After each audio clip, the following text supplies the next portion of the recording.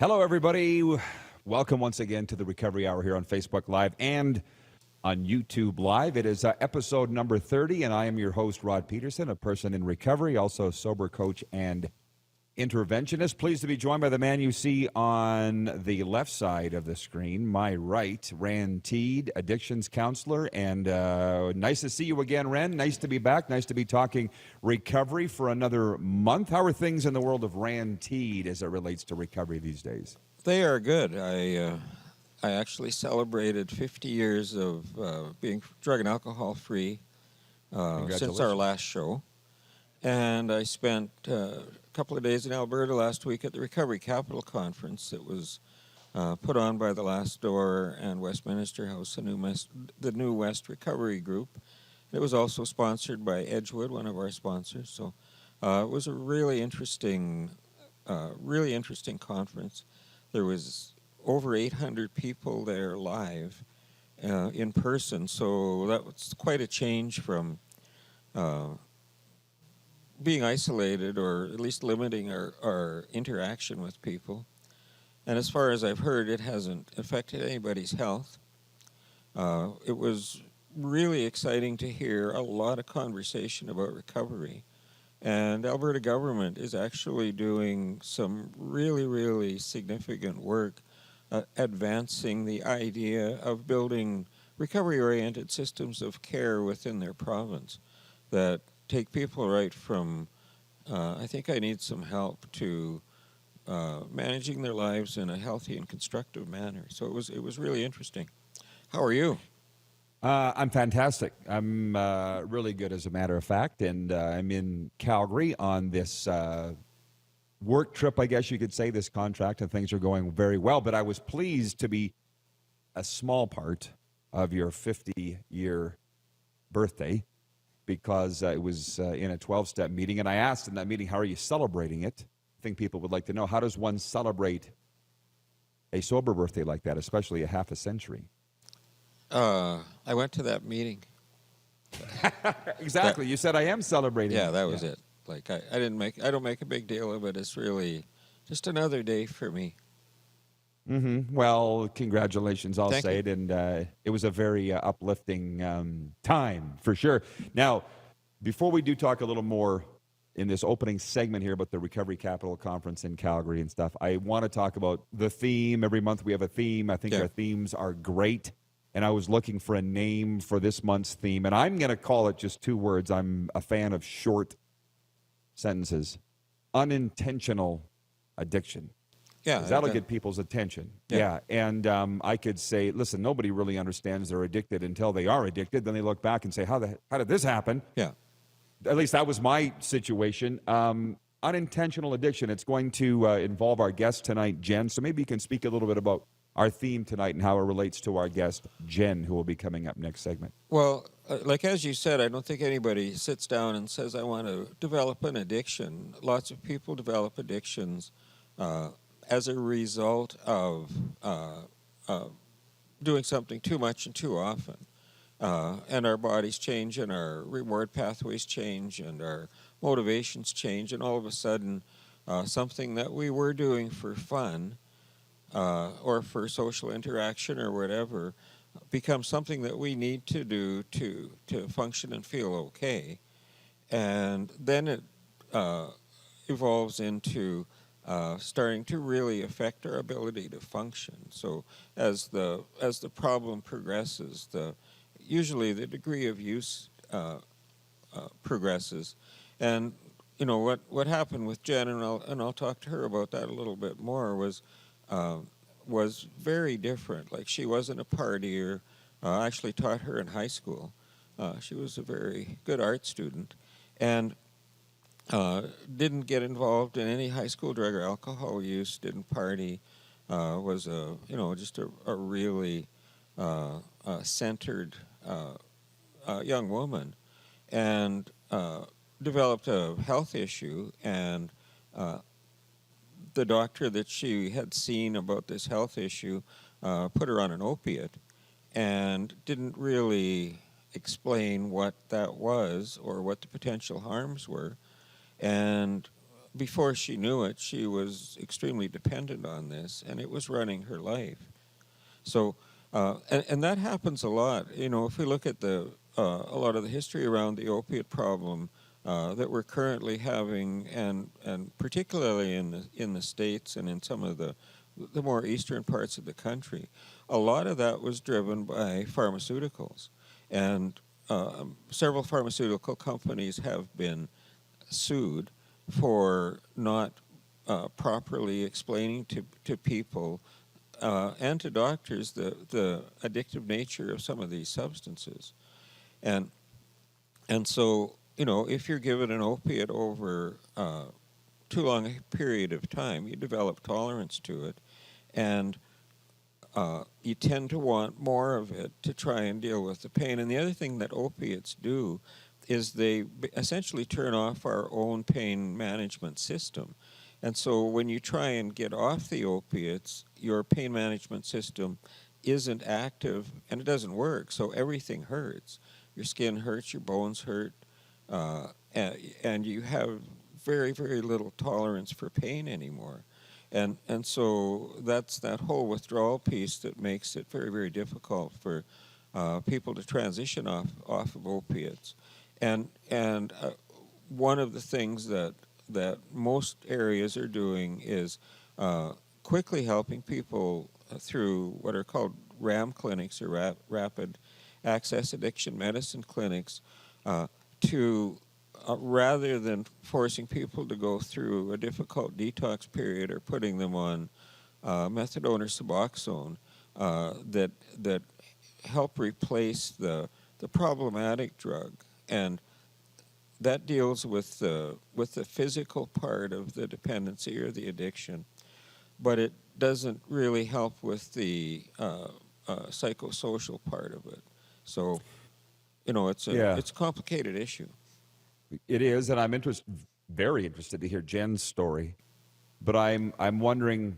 Obviously, you've got it sounds like a lot of experience with this. I do as well, because, as you know, I work not primarily with athletes, but with a lot of athletes. So this is a very common story with the guys that I deal with, that they start on painkillers and 1 out of 10 will become addicted. However, and what I'm interested to ask you is, you often say it's not about the substance, it's about addiction, right? Yeah. So could we explain that piece? I mean, getting off opiates as opposed to, well, heroin is one in a way, right? Mm-hmm. You know, a street drug per se, but that a painkiller can lead to that. Alcohol, any of these other substances. Where does opioids relate in that it's about addiction, not the substance, if you get the question that I'm saying? Oh, yes, I get the question. So with an opiate, it replaces our body's natural pain response system. And so as we continue to use that drug, we develop tolerance to it, and then we have to use more to get the effect that we're looking for in terms of pain management. And so if that isn't properly managed medically and caution isn't taken, people will just start using more and more. And like I indicated, if you stop taking the opiate, your natural pain response system doesn't work properly, and you feel a huge amount of pain. It's extremely uncomfortable. And so that isn't necessarily the emotional addiction that we would see with alcohol or cannabis or something else. I mean, an addiction is always complicated. And I think what we're talking about here is somebody without the underlying trauma, without a lot of bad habits that created this. It's just purely uninformed use of a substance that has fairly high addictive potential.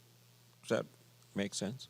Yeah, sure. But no matter how you got down that road, the road to get out, is it similar to all of them? I mean, you're just saying it's difficult because of the pain quotient. Well, right?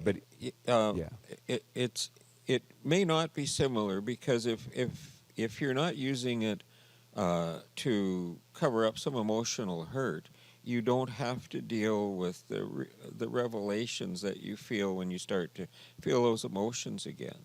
Um, most most addiction issues are very complicated. There's emotional or spiritual pain.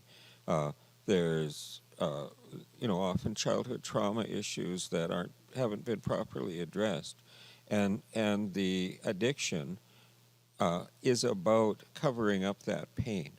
The issue with the unintentional addiction, and not that addictions are intentional, but as you phrased it tonight, isn't related to those other issues. It's just the dependence forming nature of a particular substance. Hey, in the time that we have left in this opening segment, and again, I'm very interested to hear from Jen in the next segment, but we got some time here. To the Recovery Capital Conference in Calgary. It was in Regina a few years ago. I think it started in Vancouver. Can you tell our viewers the importance of Recovery Capital, what it's all about, how this started, and what you said, all-time high attendance, over 800 people, so clearly it's growing. Oh, it's growing beautifully. So so what are some of the things kind that... of what we're trying to do here is raise people's awareness that it's okay to be in recovery, that it's okay to talk about being in recovery. And recovery has lots of different pathways. There's pathways for mental health recovery. There's pathways for substance recovery. But the important issue that was being addressed at this conference is that it isn't just stopping. It isn't just let's stop the drug and alcohol use and then off you go. It's a very coordinated and streamlined system of care that includes corporate environments that understand recovery. So they're called recovery-oriented systems of care. So they apply to treatment centers, they apply to individuals, they apply to families, they apply to business environments, and they can also apply to communities, so that people start to understand what recovery capital is. And there's it's called a recovery capital index, which is a list of attributes that are important to have to foster good recovery. And there's lots and lots of work being done. Recovery Capital Index was developed by William White, who was one of the leading researchers and one of the first real researchers on recovery models and what exactly it is that we're doing past stopping drug and alcohol use. And so over the last few years, recovery capital has become something that's important for people to look at, both individually and look at, okay, I'm strong in this area, this area, this area, and this area, but this area is kind of low, so there's something that I can work on. So it's a very useful tool to help people identify areas that need more work on a personal level to enhance their recovery. And the tool can also be used within a family. Like, what's the family doing? Often people get sent off to treatment and, to get fixed, in quotation marks.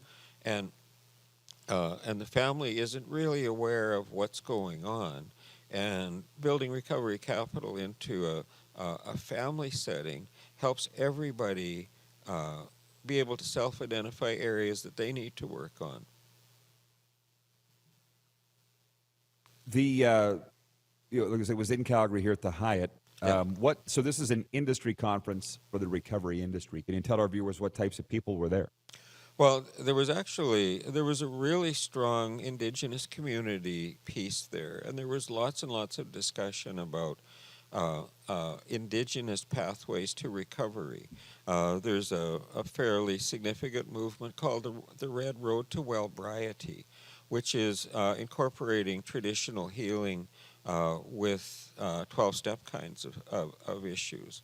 One of the important concepts at the conference was discussion about individualizing treatment, individualizing care, so not trying to create a cookie cutter that everybody has to fit into. There were people from most of the the big treatment centers around the country.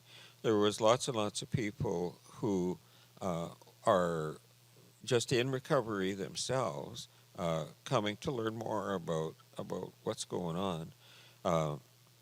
They brought in. It was interesting. The Premier of Alberta was there, as well as their Minister of Mental Health and Addictions, and the Premier of Alberta spent pretty much a day and a half there, just going around talking to people, just to kind of get their viewpoint, their understanding of what was going on. Which actually impressed me, because it's politicians often don't do much more than lip service to this, but it seemed to me that he was genuinely interested. I had an interesting conversation with him, and hopefully some of what they're doing in Alberta can be adopted by our health districts here. So, Well, like 1/3 of Calgary, or Calgarians, he is a original Saskatchewan, Jason Kinney, and actually graduated Notre Dame College with my brother. So, it would have been nice Small to see world. him. Is it ever? And recovery world even smaller. Well, there's our opening remarks for episode number 30 of the Recovery Hour, presented in part by SGI and EHN Canada. We're here to help. Our special guest, Jen, will join us next as we talk about our theme this month, unintentional addiction. Stick around, everybody. We'll be right back on Facebook Live and YouTube Live. Thanks, Rod.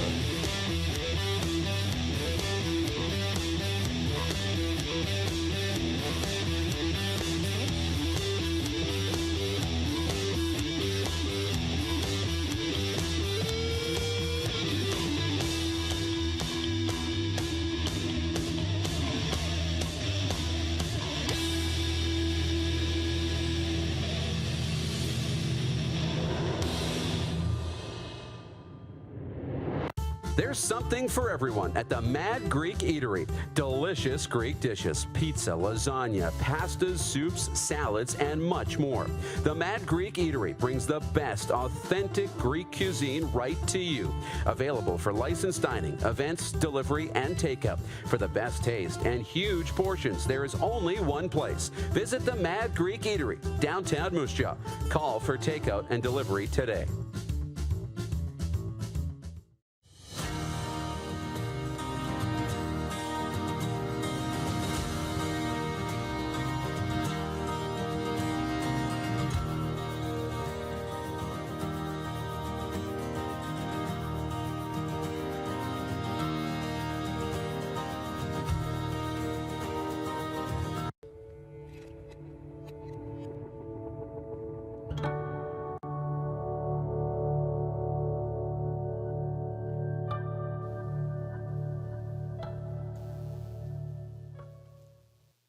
Welcome back to the Recovery Hour, everybody, on Facebook Live and YouTube Live. Our topic tonight and this month in episode number 30 is unintentional addiction. We're brought to you in part by SGI. Take care out there.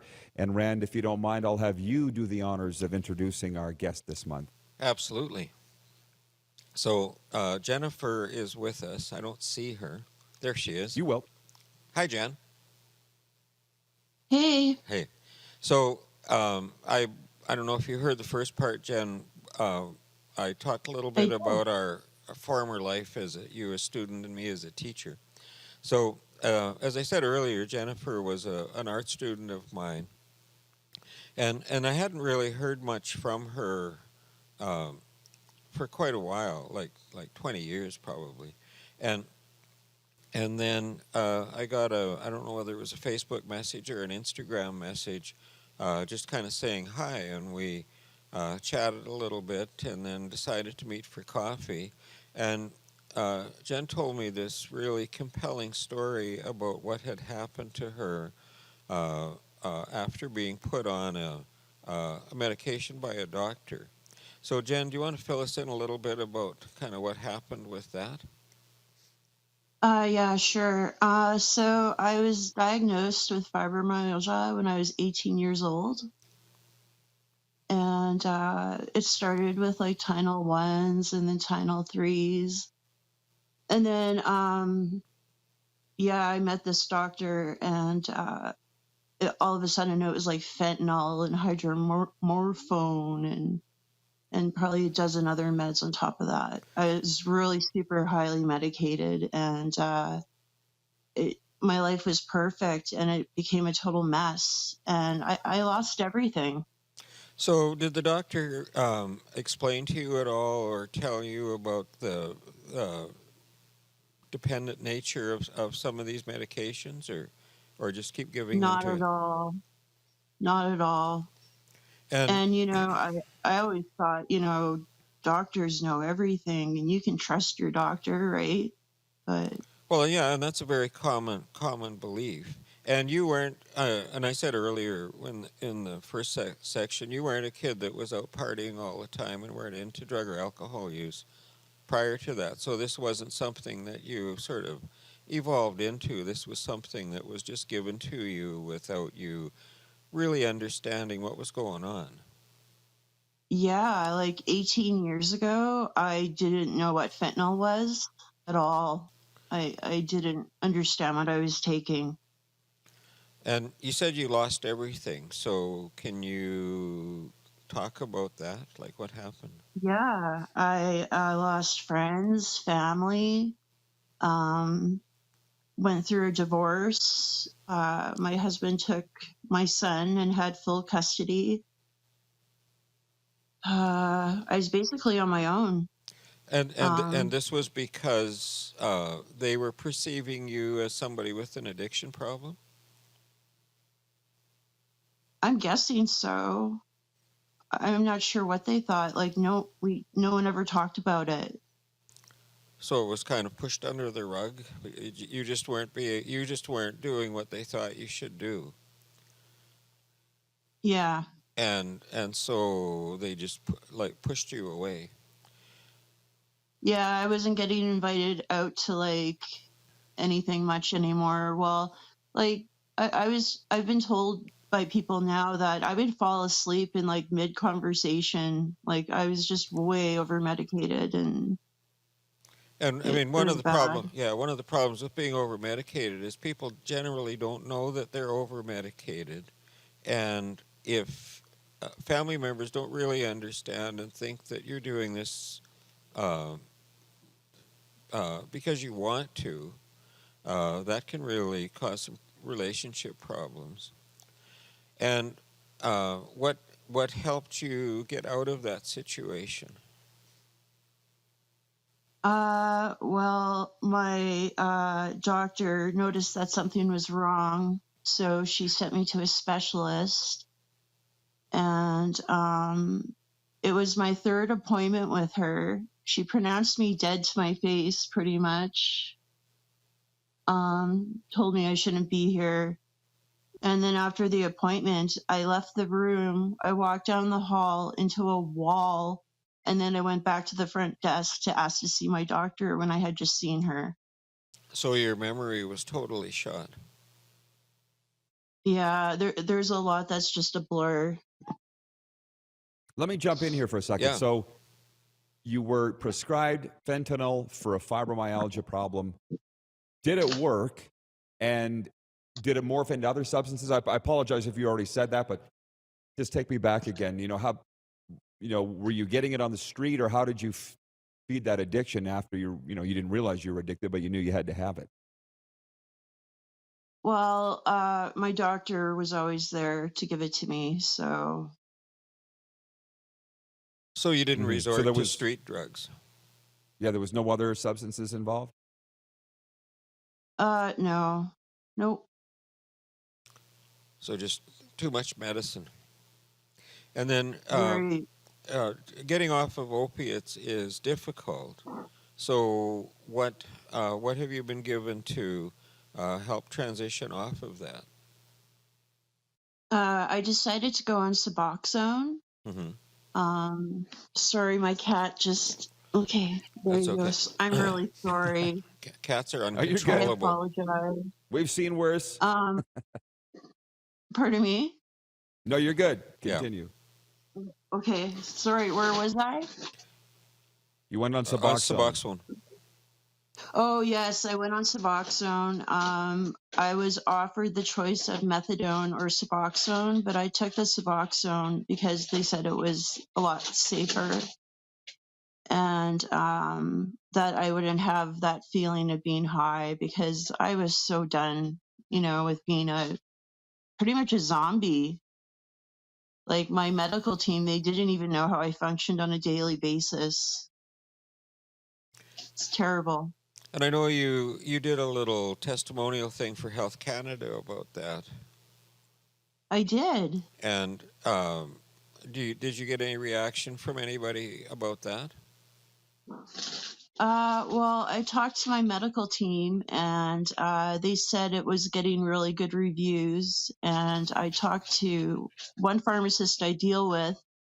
Uh, okay, so in the story, my name is Sarah. I decided to just go by a different Yeah, name. And Cairo, get out of there. I'm really sorry. that's okay. Don't worry about it. Terrible. Where was I? Medical team about the Health Canada story. Oh yeah. So the one girl that worked at the office, they were looking for somebody to be in a pamphlet, and normally there would be about 3 stories, but they decided to go with just mine because they said it was rare. And I was more than happy to do it. Like if I can help anybody, I will. And what's going on with your life now? What are you able to do, and what are you wanting to do? I'm really wanting to be an addictions counselor. That's an I think I would exciting enjoy world. that. That's an exciting world. Yeah. I'd like to help Well, people. I'm interested to know the road to recovery's got to be more than just Suboxone. Like, does it involve 12-step meetings, if you don't mind me saying, or the connection aspect, all of that? What's the road to I recovery didn't been like for you? I didn't go to meetings or do any of that. The medical team that I had helping me, uh, they were so helpful. They were so supportive that I guess I didn't need that. I didn't think to do that. Is that something that you'd be interested in taking a look at now, to create some more connections Yeah, and meet some more people? And that would be super. so the next time you and I chat, I'll get you organized for uh, getting going on some of that. Um, um, and how is your fibromyalgia being managed now? Suboxone helps to manage some of that pain, which Yeah. is nice because I've talked to other doctors and they said um, fentanyl shouldn't be prescribed for fibromyalgia. Like it doesn't really, it doesn't help. Like at first the first couple days I felt great, but the dose kept going up and it was a nightmare pretty soon. Well, it's a drug that is extremely useful for chronic pain, but it's also a drug that is extremely dangerous in terms of developing tolerance and needing more of it. Typically, actually, when fentanyl first came out, it was almost exclusively an end-stage cancer pain medication, and it's become a lot more readily available, and it's certainly a huge part of the overdose crisis that we're seeing now because it is so strong. One of the issues that the police and the EMS teams are regularly dealing with are primarily fentanyl overdoses. It is morphed from a pharmaceutical into a street drug that's being produced in illicit labs all over the country and spread all over the place. Most of it is being imported from Asian countries, or at least the stuff you need to make it. And it's certainly developed into a huge problem.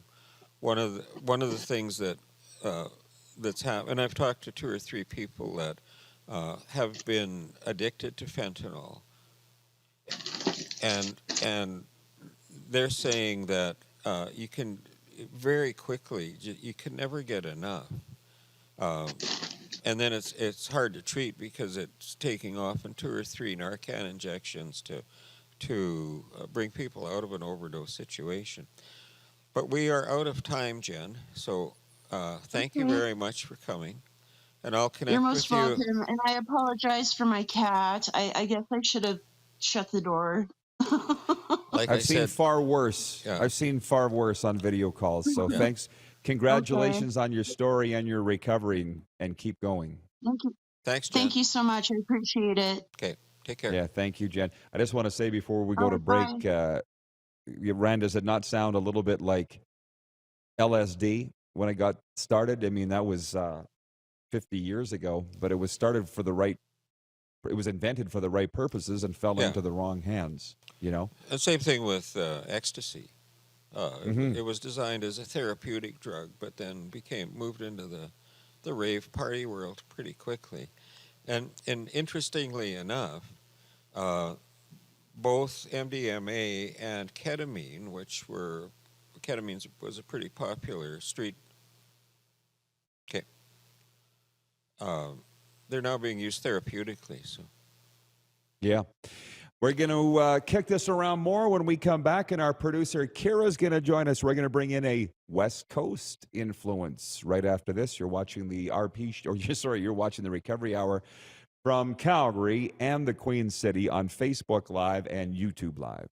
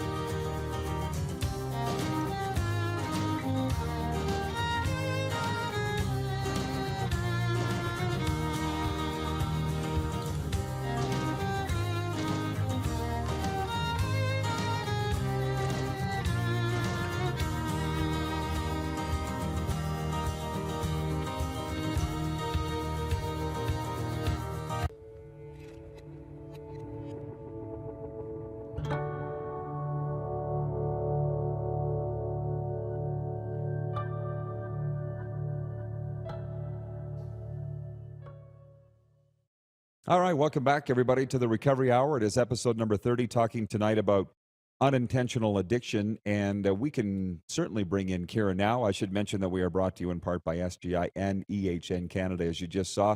Guys, how about a bit of a recap on that interview with Jen? That is quite the interesting story there. I appreciate you finding her and bringing her on. Rand, what is your analysis of that chat?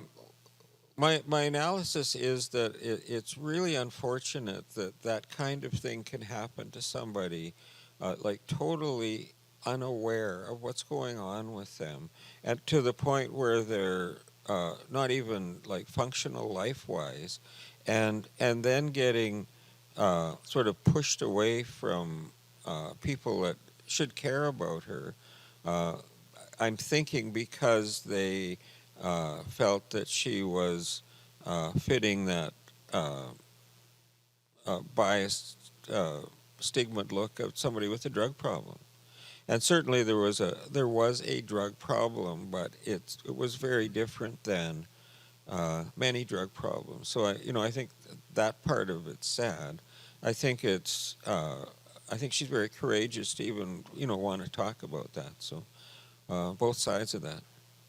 Yeah, no kidding. And but it looks like a happy ending, right? Which recovery is all about happy endings. And Kira, maybe we should tell our viewers that you are out at Edgewood in Nanaimo and you're working in happy endings for a living in the recovery business. That's pretty cool.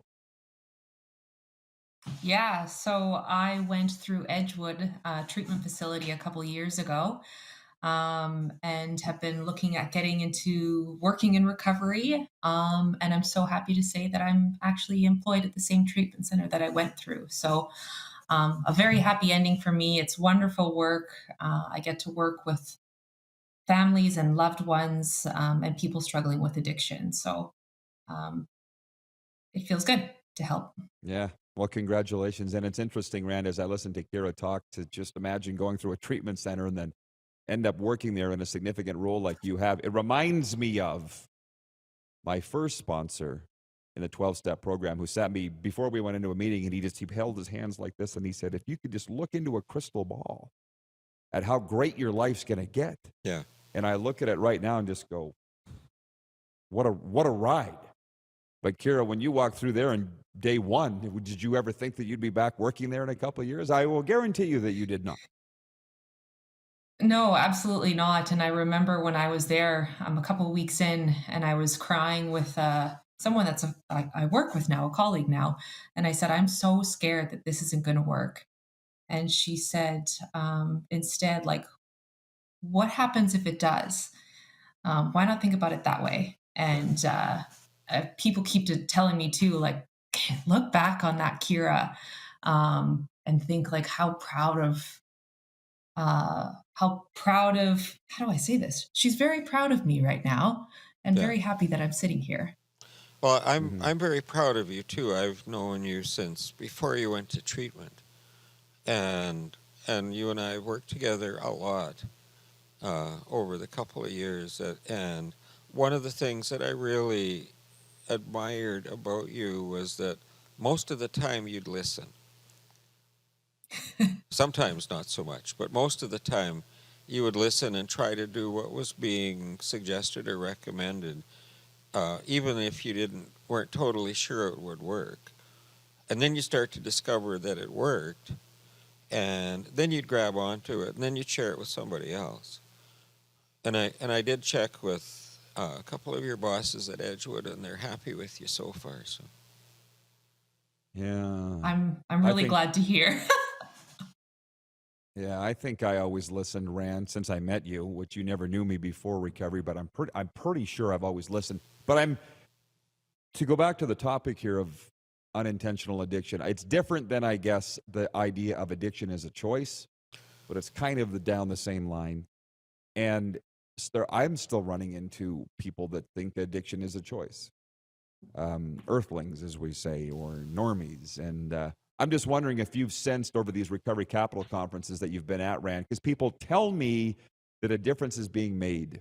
People sharing their recovery, speaking about it openly, but I don't necessarily see it because I still hear the dumb stuff.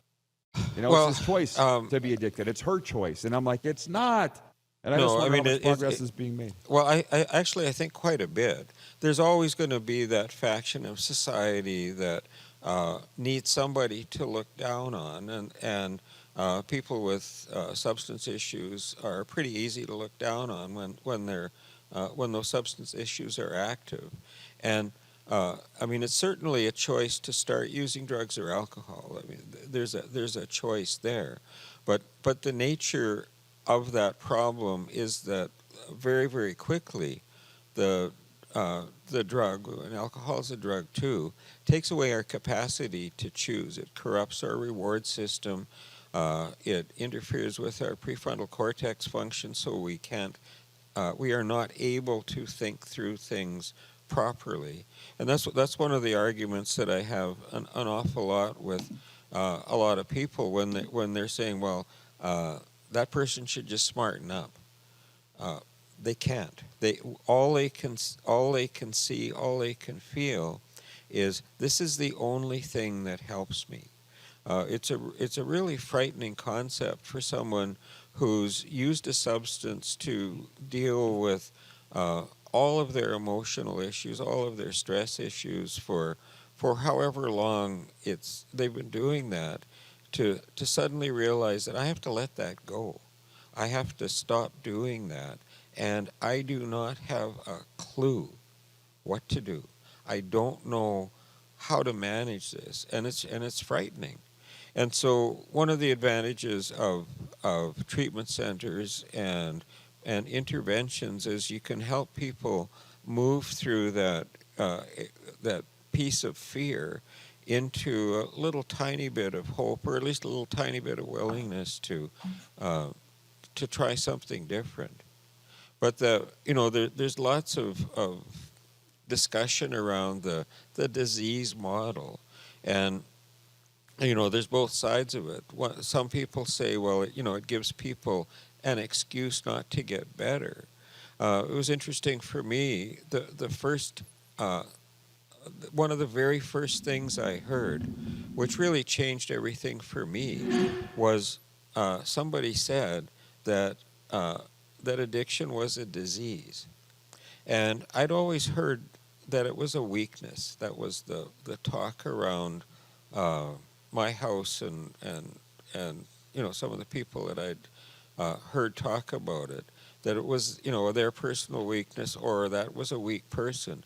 But when I heard that it was a disease, that really interested me, and it fired up my brain to say, I can learn about this, and maybe I can figure something about it that's going to help me, and I end up like teaching about that a lot.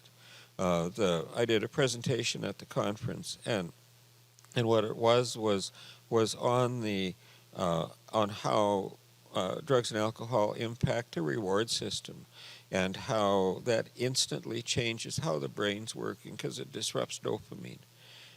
So there's so much to learn about this that most people don't really understand. That conferences like Recovery Capital really start to expand people's knowledge and understanding about both substance problems, but more importantly about substance recovery. Yeah, well, I feel like maybe we are getting somewhere with that. Sorry, I had to move. I've never done my show at this time of day. So Yeah, the you're sun's in blinding bright in my sun. eyes. Yeah, you're in Yeah, the, sorry, you're in so the I switched. bright light. Switch my angle here. But so on this topic, and I know we're going a little bit down a road that we didn't expect, but I think it's a good road with your Recovery Capital Conference with addiction and substance use disorder in the workplace. Are you sensing that employers are realizing more about addiction just over the past few years because more information is known or not? Oh, absolutely. Like I get referrals all the time from companies or from employee assistance programs to do assessments on people and determine level of problem and level of intervention needed. And companies, number one, they're obligated. They have a duty, what's called a duty to accommodate. They're obligated to help somebody who has a substance problem, just like they would be obligated to help somebody if they had a cancer problem or broke their leg or whatever. And so they're becoming much more aware both of helping the person get into a situation where they can get some help, but then what do we do afterwards? How do we support this person? How can we continue to help them move through the recovery process once they come back out of treatment and back into the workplace? So there are a lot more well-informed workplaces than there used to be. Are you guys seeing, pardon me, comments from viewers, questions and comments? I'd have to call it up to do so. I saw there were some earlier. I can't see anything. You got any in front of you, Kira? Oh, look, there's some. I just got a Randy awesome comment. But Oh, there you go, Randy thanks, Awesome. Cale. And may God bless you. Thanks, with Cale. all you. God has blessed you, there's no doubt. Todd Renabaum is watching and says, judging others is easier than education and empathy, unfortunately. Okay, well, thank you, Todd. I'm glad I cracked open the comments here, because I guess, Rand, that's where you would come in and say, you can't worry about what people think. Well, Easy to say, tough to do. I learned a long time ago that what other people are thinking about me is none of my business. But what people think about this issue is important. I know one of the things that it's been really interesting, the evolution of drug and alcohol education in the schools that I worked in. When I first started doing this kind of work in schools, drug and alcohol stuff wasn't talked about. It wasn't it wasn't something that people wanted to even look at. I mean, lots of administrations just denied that there was any kind of a problem. But and teachers wouldn't say anything to kids, and you just like suspend somebody if they were missing too much school. But it's been really interesting as I've been educating teachers and kids and parents about this stuff. The conversation has moved from sort of back room in the corner conversations to really public discussion about what's going on. Like I'll get kids coming up to me in the hall with another 100 kids around saying, "Hey, I didn't smoke any dope for a week. I'm feeling really good." And that level of acceptance that that was a problem and people can change and be proud of that change is really important. And that's that's a big part of what Recovery Capital conferences are trying to do. We're going to take a quick pause, and I will ask our viewers to load up the comments and questions. Believe me, I can come up with several on my own, but that's what we love about interactive television and broadcasting. So fire your questions our way, and we'll be right back. You are watching the Recovery Hour on YouTube Live and Facebook Live.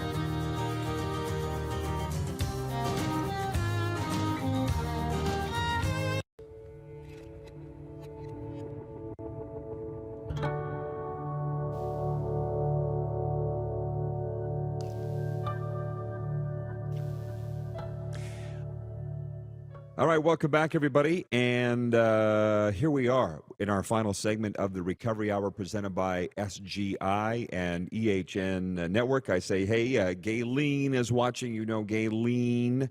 Yes. Rand, she says, nice to see workplaces on board. That's why I asked about that, and I'm glad to hear that there's a change.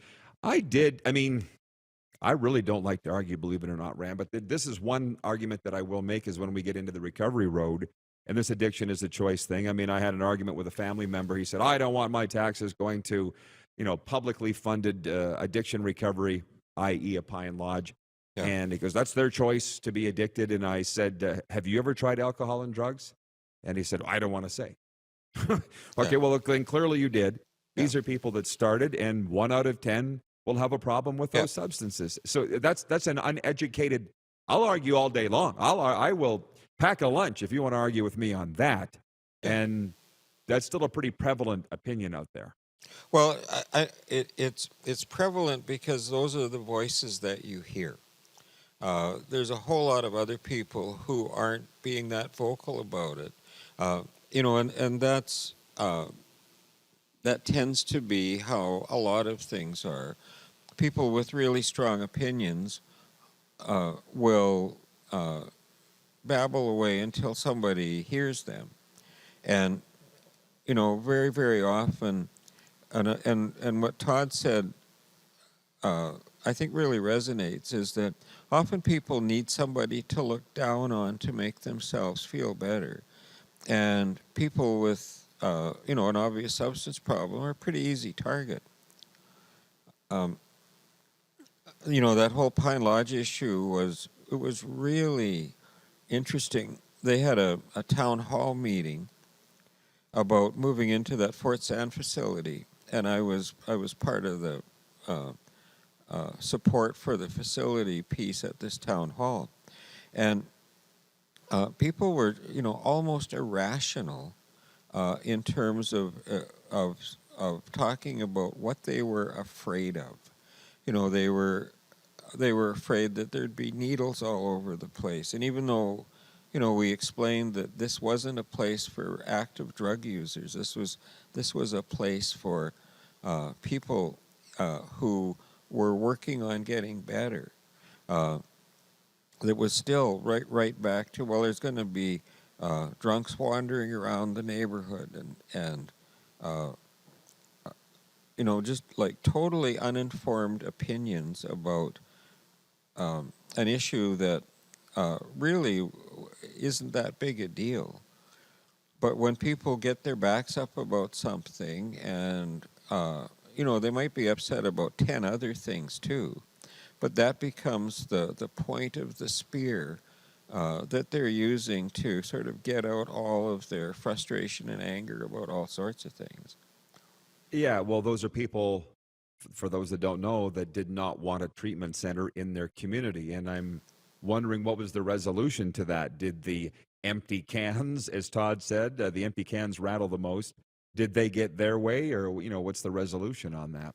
Well, the resolution was that now Pine Lodge is moving into a facility in Regina, and there was a little bit of concern about its location, but that seems to have been managed well. And I think there's always going to be some people who have some concerns about anything, but for the most part,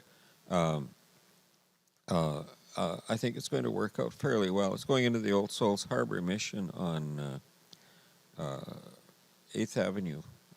Yeah, 8th Avenue, just off of Dudney. Well, I'm going to tell you something, back to that discussion or argument, if you will, with a family member about addiction, where I say, did you ever try drugs or alcohol? A lot of people don't want to say, some will freely say it.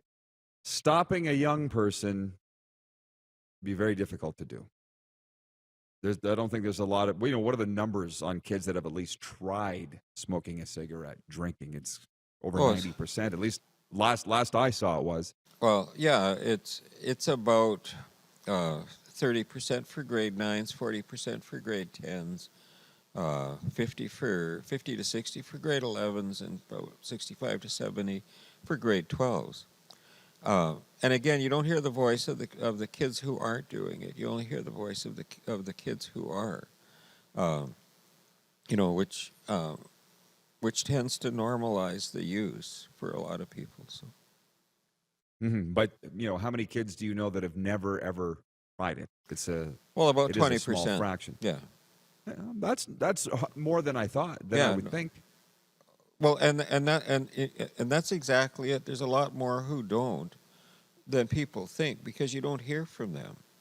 You don't see them posting on Instagram, hey, I had an awesome weekend, hung out with my friends, didn't drink or drug, watched some movies, went to the gym, did whatever.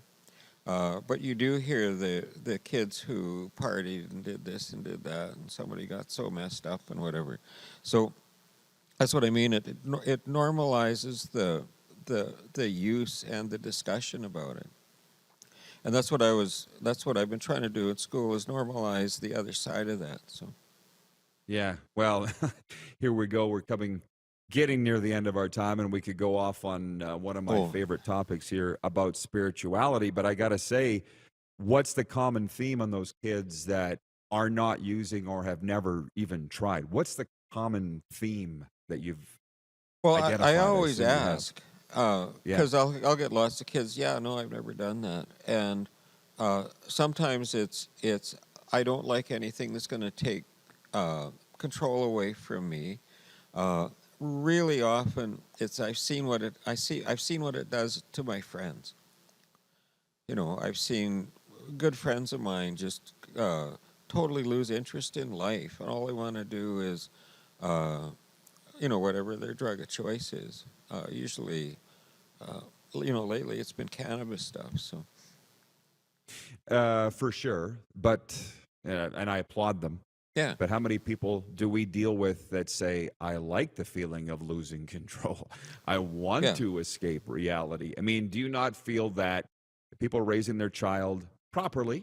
Because the reason I was getting behind that thing of being raised properly, which I was raised properly. I had no reason to be an alcoholic other than a little bit of genetics there was in the family. But, spirituality is a massive part of recovery, as you know. And just from what I've been reading lately, because there's that book, The Awakened Brain, that we've been talking about, and just raising your child doesn't necessarily have to be religion. Spirituality, the concept of something bigger than you, connection, that kind of thing, will, studies are now showing, be a wonderful prevention tool for substance abuse before you even start or get addicted. I'm sure you agree. Well, yeah, the more pleasure you can get out of life, which is really what spirituality is all about, is being able to see the beauty and the awe in things, and being aware enough to pay attention to that, creates huge internal satisfaction.